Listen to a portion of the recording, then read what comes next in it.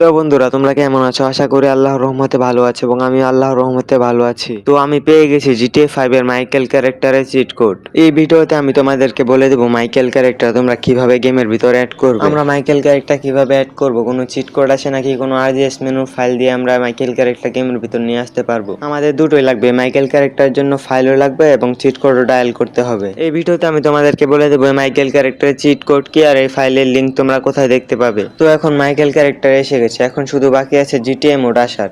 GTA mode খুব শীঘ্রই আসতে চলেছে।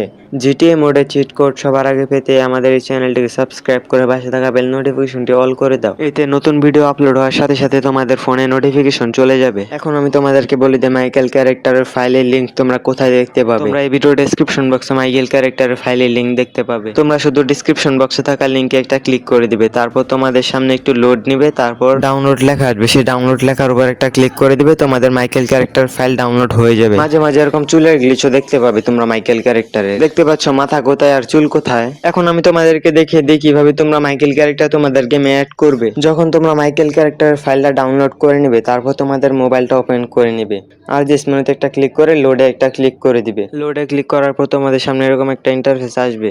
তোমরা মাইকেল GLB এই ফাইলের উপর একটা ক্লিক করে দিবে। এখন আমাদের একটা চিট কোড ডায়াল করতে হবে, এই জন্য আমাদের RGS টুলে যেতে হবে। RGS মেনু নিয়ে RGS টুল, তারপর এখানে লিখতে হবে PM99। হ্যাঁ বন্ধুরা, PM99 হলো এটা চিট কোড। এটা যখন লিখে দিবে আবার গেমটাকে প্রথম থেকে প্লে করবে।